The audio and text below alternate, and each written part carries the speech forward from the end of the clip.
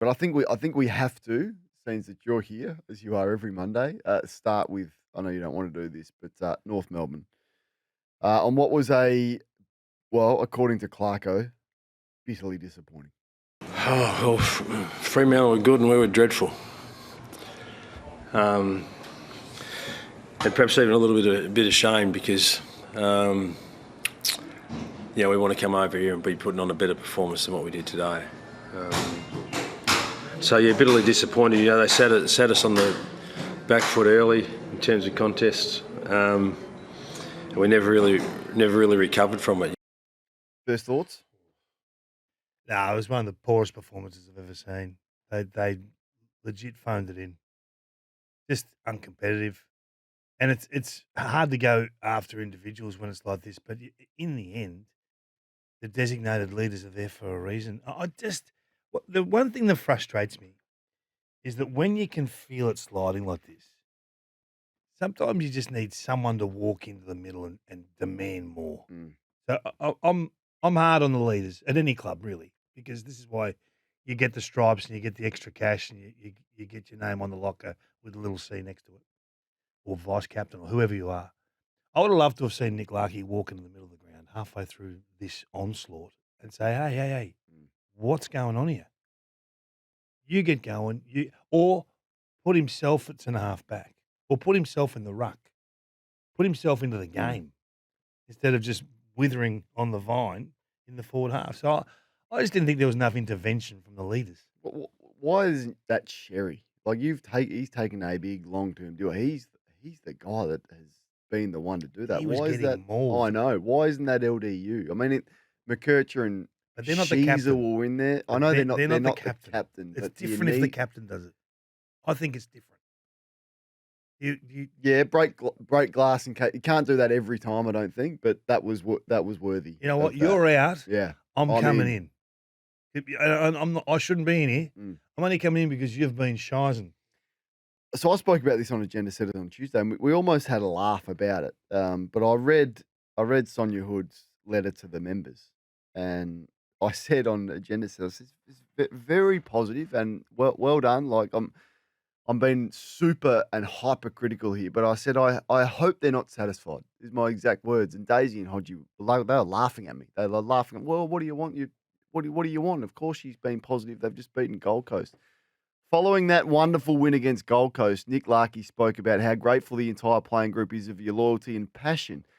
She said, I think for the most part this season so far, our AFL players have been doing exactly that. Now, that goes on to speak about the growth of, Sullivan, Trimbath and all, which is all true.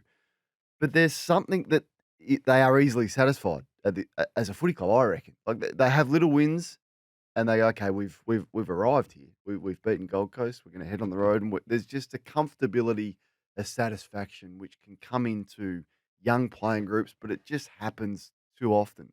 How else do you explain 19 goals in a row other than they got ahead of themselves? They were comfortable.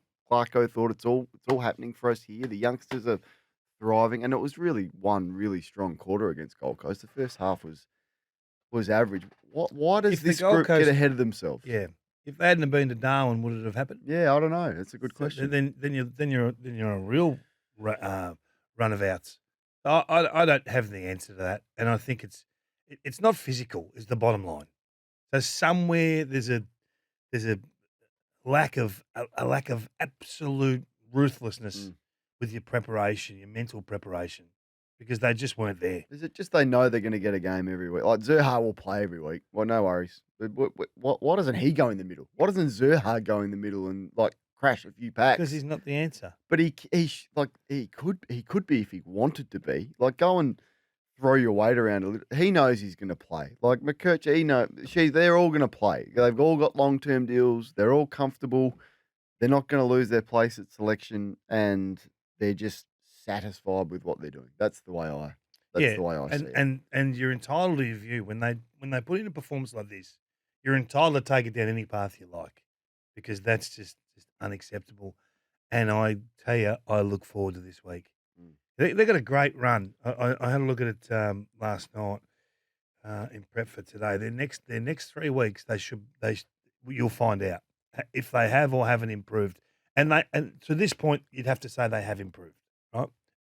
Excepting the weekend's a huge step backwards. If you got the It's Kangaroos the draw, Eagles this week then in Perth. That's the home game, yeah, of course. and Then the same the following week is similar Richmond. teams, and then I think Essendon. Is it Essendon or Carlton? Essendon. And then a week after that might be Carlton. So that's 3 that they just have to win, and then the following week is Port Adelaide. So Yeah. who they've Our bunnies. already beaten. Yeah. Our bunnies for 20 years. So you should be winning 4 of those. Well, Let's see. that's what I'm saying. See. And let's see if they win this week against West Coast, which they will, whether they get satisfied again, and whether there's another letter to the members that goes out about their growth and their improvement. And then put your hand out for a contract. Like Clarko Boyle reports, Jay Clark said there'd been some inquiries made about an extension. There isn't a world in which Alistair Clarkson is signed at nowhere near before the halfway point of next year.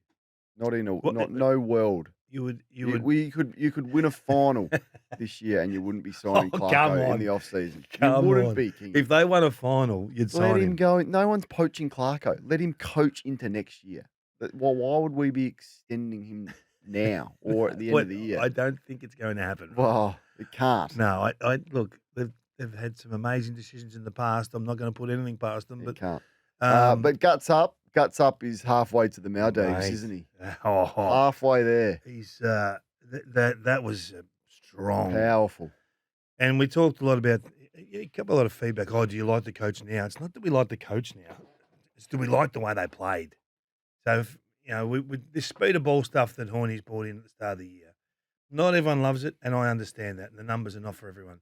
But it is a great guide on how you are moving the ball. So they gave a little pop handball, that stand ball handball, that keep the speed of the game going, instead of going back long down the line more than they've ever done on the weekend. They didn't have a whole lot of pressure on them, did they? So that's why I want to see There's a lot of retreating going on. I want to see it in 2 weeks against Geelong. If they play like that against Geelong, and this is them, they are the full book. Do you think they should extend his contract now?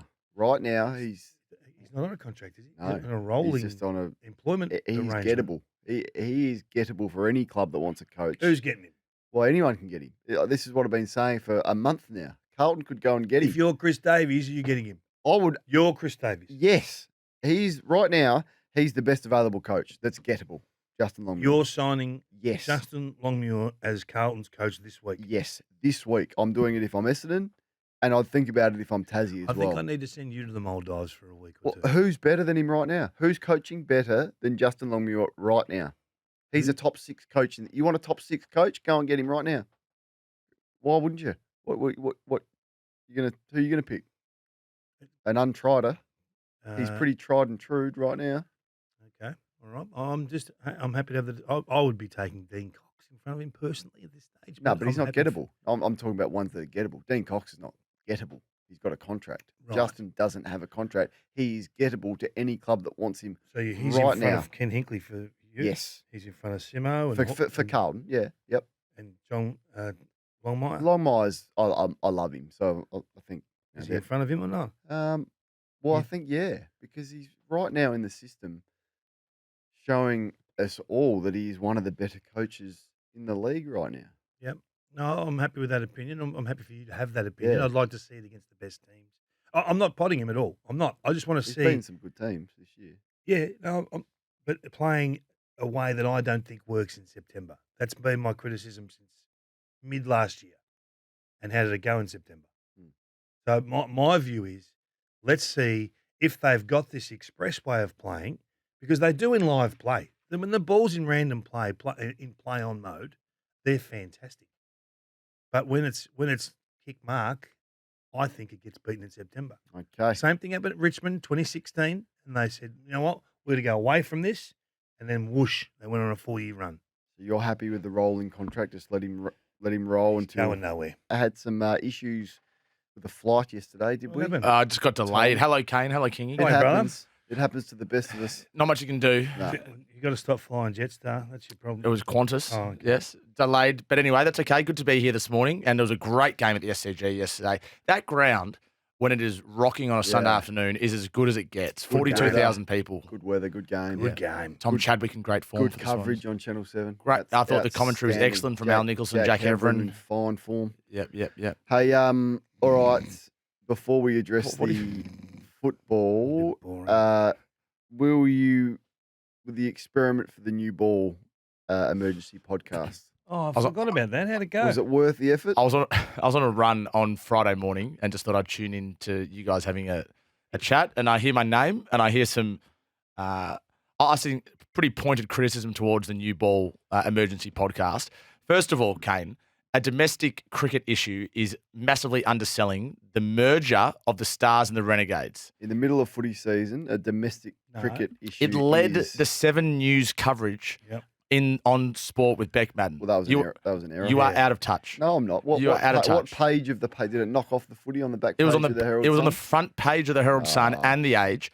And if you listen how many to talkback callers did we get about it, Kingy? How many talkback callers did we get? People ringing us up wanting to talk about it. Well, we got none because it was Tuesday to Friday. The ultimate guide are just the podcast numbers. Yes. I'll hunt them up during the break. So if that's the case, your emergency podcast numbers would have gone crazy. I haven't hunted the podcast numbers specifically. All right, we'll do that. Kingy and I will do that. What did we get? 80,000? We've got access to the back end. Yeah. In the ad break, I will look up how many listens that got, yeah, and maybe don't. We'll answer whether that was a worthy story. But before that, we'll give you one chance to reverse everything you've just said. No, it was a huge story. No, it was a good nugget. That's what it was. It was a nice nugget from you. Dwayne's World for an hour, Jared Waitley for an hour. Yeah, you guys were on Friday by the time I was 3 days old. Good nugget. Where's Zampa at the moment? Well, it's actually a really good point, actually, because does he go to the Brisbane Heat? Where does he play next year? All right. I enjoyed your tweet, Kiki. We don't take any backward steps on fireball. You know that. I'm acutely aware of that. The other issue, which I think was Wednesday.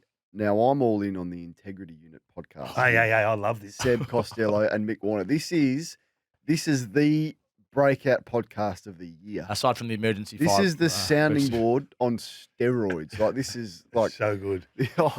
I couldn't be a bigger Michael Warner fan. I just wait for it to drop. I'm serious about this. I actually text Mick Warner. This is what we've been waiting for. But you featured prominently. In fact, you were the headline of it.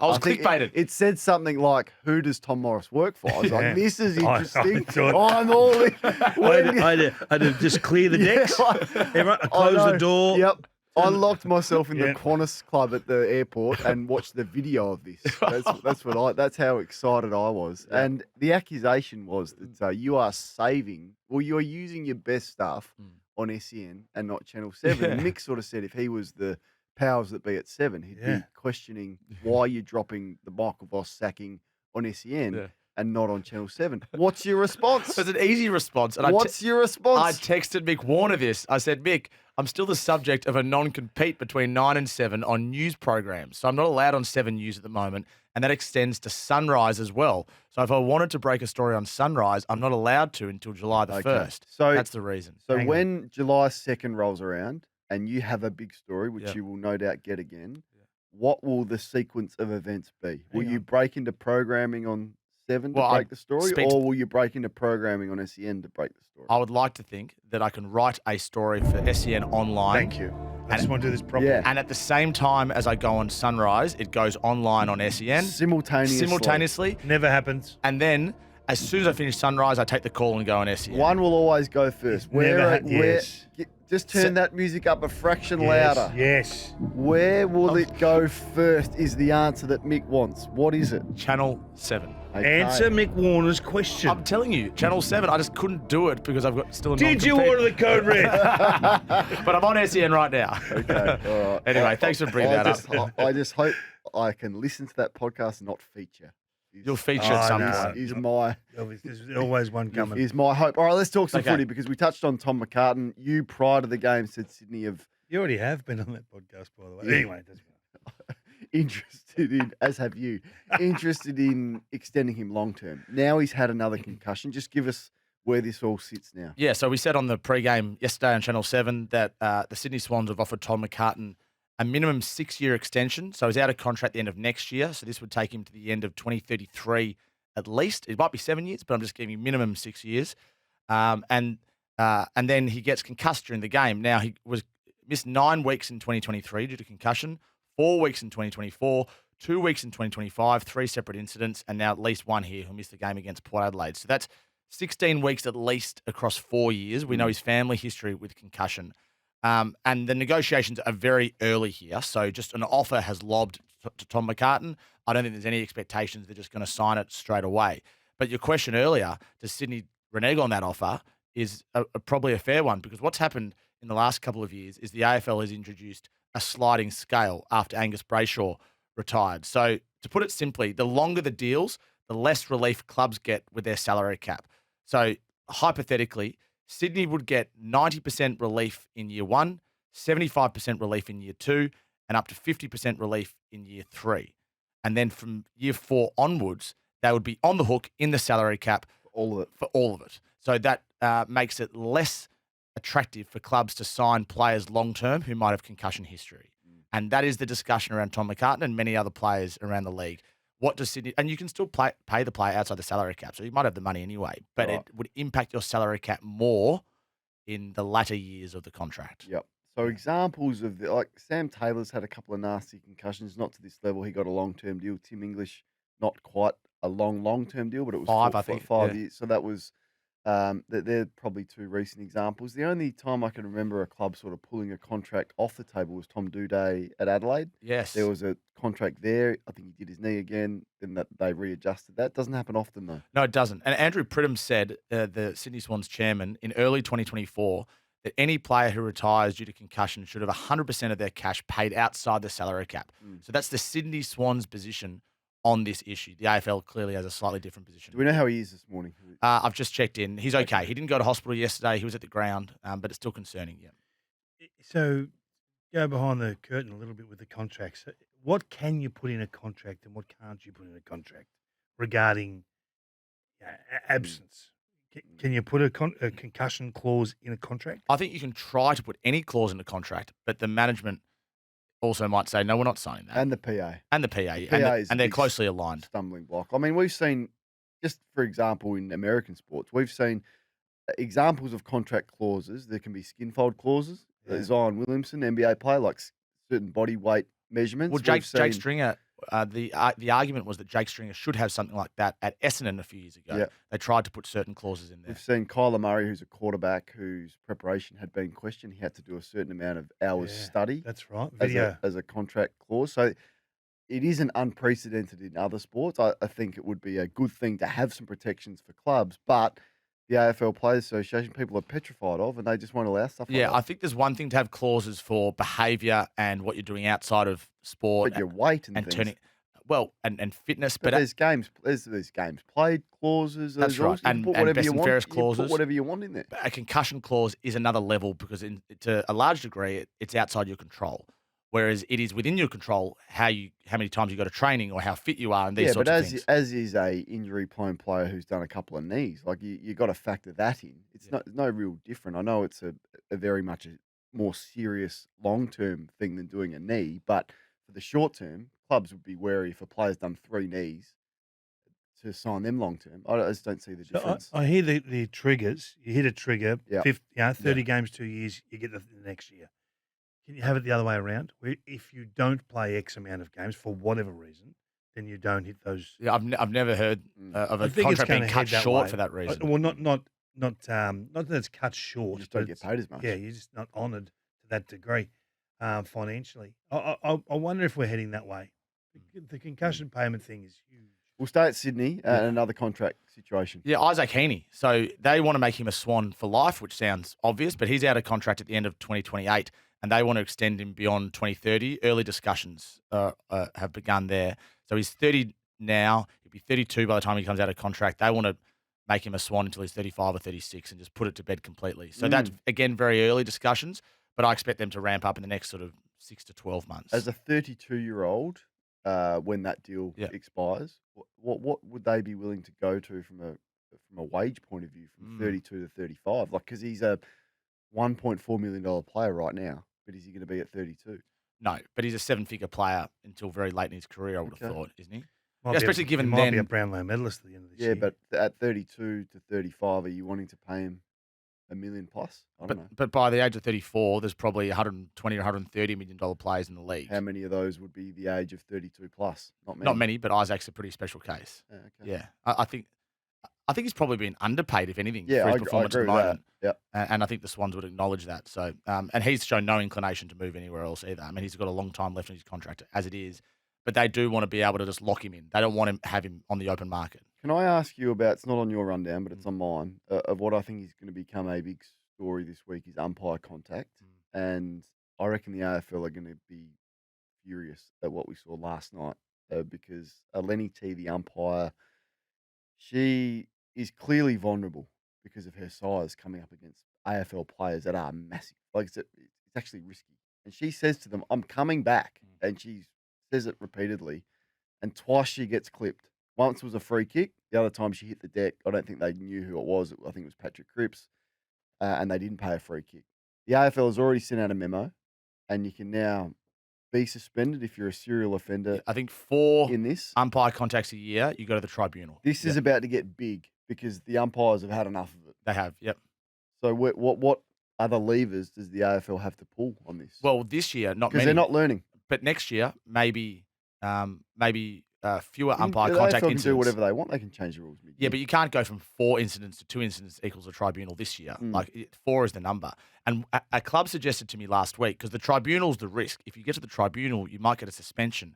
Would a player who is on 3 in round 22 deliberately make contact with an umpire to get themselves to the tribunal, to get a week and clean the slate before finals? That's one thing that a club footy boss said to me this week, which is an interesting point. It's not a suspendable offence, though, is it? It depends how hard it is. What do you do though? Like, if you've got umpires that are vulnerable, they're unintentional. Like I know they are, but you can't.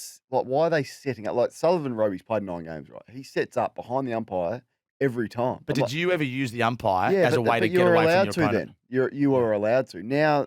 Like, how many memos need to go out over an extended period of time where the players aren't learning? You would hate to see a vulnerable umpire get some broken ribs off the back of that, and this is sort of where it's going. I reckon the AFL are going to watch that game and be pretty furious about what they saw. If you're a recidivist, then it's careless, not intentional. And if you do it 4 times, then you probably deserve to go to the tribunal. If you're protecting the umpires properly. Yeah, I think it'll stay in the fine category. Okay. Yeah. Yeah, I think that's most likely as well, but it's still a worthy I'll talking be shocked point. if there's not another memo go out this week. Strongly worded. Another memo. Hey, Ben King, you spoke about him on Saturday on Crunch Time, which went crazy online. Where's this at? So, just for those who missed it, I don't know how Ben King is thinking at the moment, clearly. No one does, as far as I've spoken to. But he hasn't told the club he wants to stay yet, and he's kept his cards very close to his chest. And maybe it's because he's yet to convince his girlfriend to stay on the Gold Coast for another 2 years on about $1.25 million a season. Now, it is well known that his partner wants to return to Melbourne. And that's no criticism at all, by the way. It's just something that Ben King has to navigate at the moment as to family versus football, which I think is quite a normal conversation in the AFL system at the moment, especially with players who are out of contract. The money, there's no issue there. That's been agreed upon weeks ago. The club has, and this speaks to contracts and clauses and things like that, Kingy.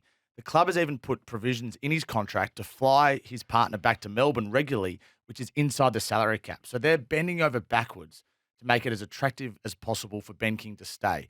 But on one hand, he's got the football and his lifestyle up there, and I believe that he'd prefer to be there for the next 2 years. And on the other hand, he's got a family consideration as to when to come home. And that is a difficult conversation to have, and everyone is waiting at the moment. Yeah. It's tough, isn't it? That's a tough one. It is. So is it devastating for Gold Coast if he leaves? I don't think it is. It's just a handy player to No, lose. he's handy. Yep. Handy. Handy only. Handy only. And Jeez, that's a savage criticism. Is he Coleman It's medalist? not savage. Handy. He's better than handy. Yeah, he's a good player to lose, He's very good. but it's not a devastating blow. He's kicked a lot of What goals. would they get for him? They'll match the offer if Yeah, they want to. they'd be trying to get 3 first-round picks for Ben King. So, Kingy, pick and stick music if we can, JK. Just up the pressure in here a little bit. The temperature rises. Ben King or 3 first-round draft picks and a huge portion of your salary cap gone. You're not getting 3 for starters. Because he's out of contract. You're just not getting them. Well, So you're pick and stick. Are Port getting three? It's a nonsense because you're not getting Are three. Port getting 3 for Butters? Not 3 top teners. Not even I didn't 3 say top dozens. teners. I said 3 first-round picks. Oh, it's a different discussion then, isn't it? They're probably getting 3 for Butters. I think- The King's not getting 3. Yeah, I'd be surprised. How many key forwards on the market? If Zach Merritt's You getting just 3, told me he's handy at best. yeah, And now you want 3 first Well, rounders that's what for the him. market This is the pays. worst negotiation I've wouldn't- ever heard. I wouldn't give him 3. Never become a real estate agent. But I asked Tom what they would get, and he said 3 first-round picks. They would ask for 3. I'm going off our expert here. Don't shoot the messenger. I would ask for 3. That was the worst discussion you've had on Fireball. So you wouldn't accept 3 first-round picks? You're not getting 3. That's wrong. What Tom's gone with there is Well, just cold. Gold Coast would ask for 3 is my point. Well, you can ask for 6. They're not getting 6 either. Mm. They're lucky to get. They'll get 2 at best. 2 top 12 picks. Yep. Okay. So then there's a domino effect as well. And I think it's safe to say there's no way Zach Merritt can get to Hawthorn if Ben King decides to go there. They just don't have the draft picks. I know they've got 3 second-rounders. The But Hawthorns still want a outside halfback flanker. Give me the music. Give me the music. Is Marbior or Ben King? Oh well, you got to factor in everything. Marbior. This is Fireball. No, well you take Ben King, but if one is on 500 and one's on 1.25 million, you have to factor that in as well. It doesn't. Halfway through the third quarter, I don't care what their wallet's telling me. I want them to get a kick and kick a goal for my footy club. No, I would, Don't worry about the finances. No, I'm not being ridiculous. I would take Ben King, but it's a lot of money to pay for a player who kicks goals only, and that's all he does. That's all he does. Zach Merritt. yes, so there's no way the Hawks can get Merritt and Ben King. So at one end of CDG management office, you have Nick Geeshan, Zach Merritt's manager, and he's going, I'm trying to get Merritt to Hawthorn.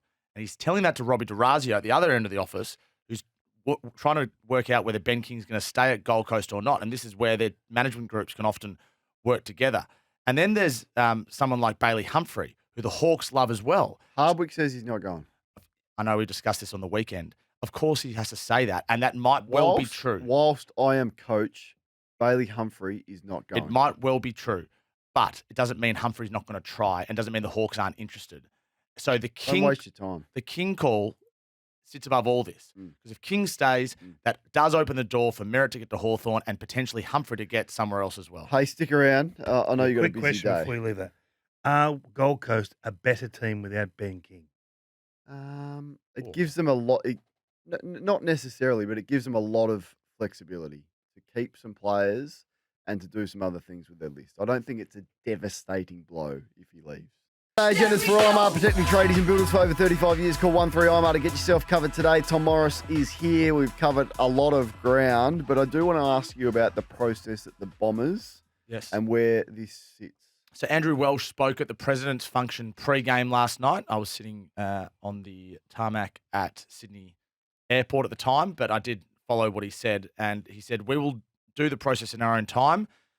We've had private interest in the job as well as some public interest. So it's clear the public interest is James Hird.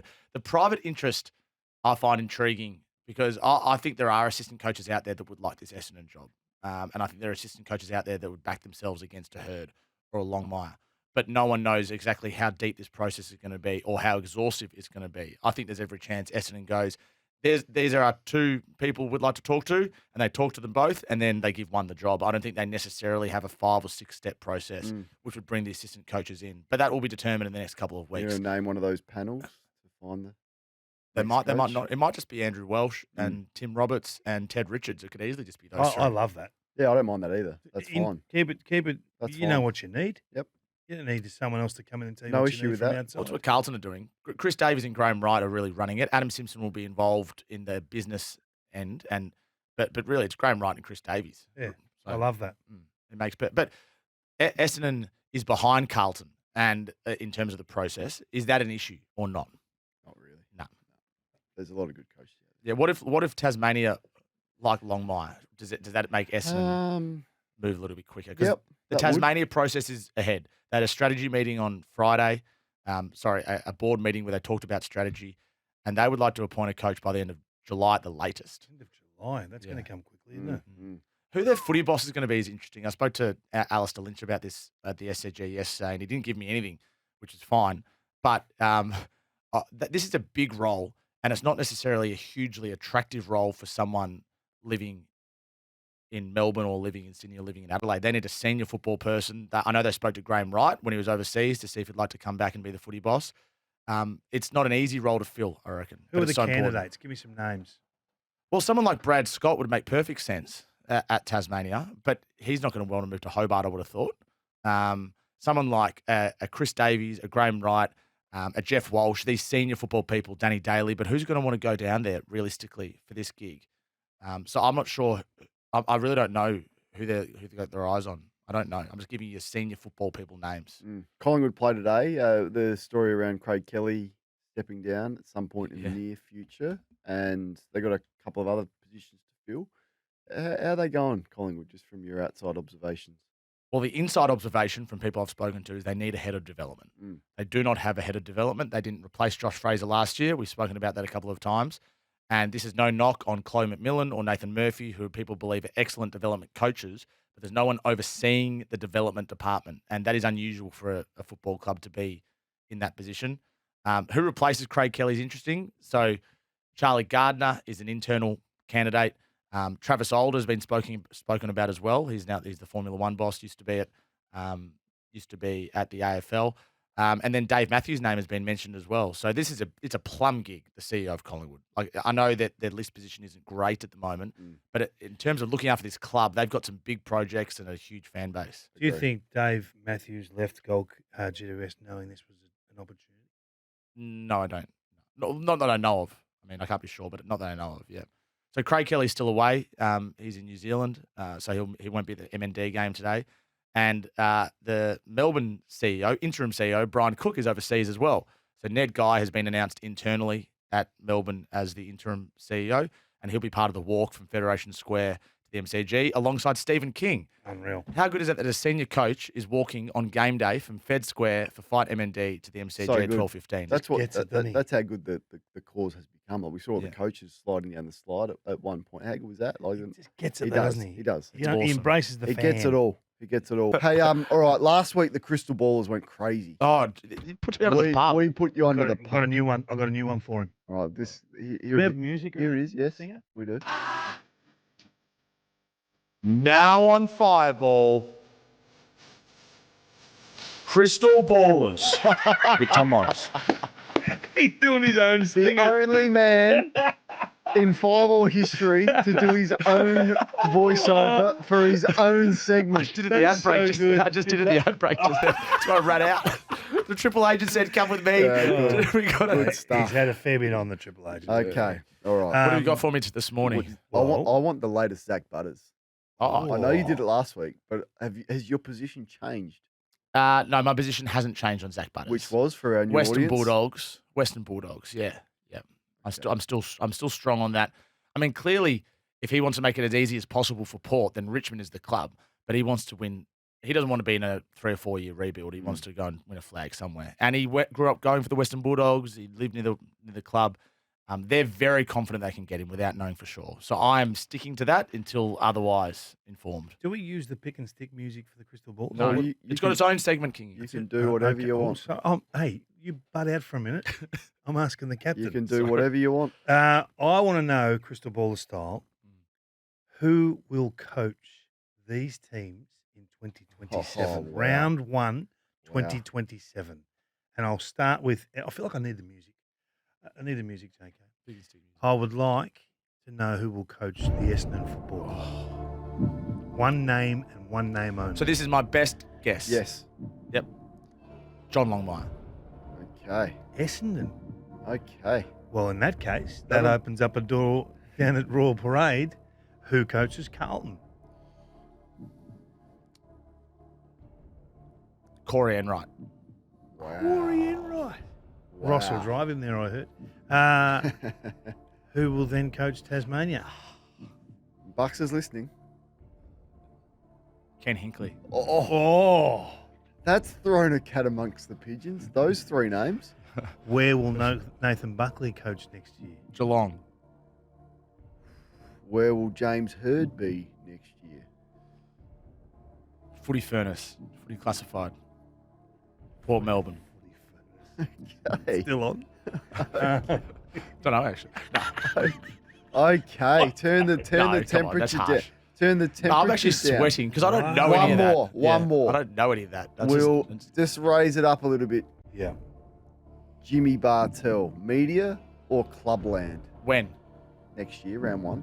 I hope he's in Clubland, but I think media. Okay. Yeah. All right. I also hope James Hird coaches Essendon, but I think You hope he does. I do. Yeah, I do Right. from a personal perspective. Yeah. But I think he is less likely than a John Longmire. Yeah, that was pretty strong, wasn't Yep. it? That was well done. Oh, That's but fast becoming one of my favourite segments. Because it puts me under the absolute pump. And round 1 next year, we've already got half a show worth of content to back over with That's Dom. it. Unless Buckley coaches Tasmania and James Kelly coaches Carlton.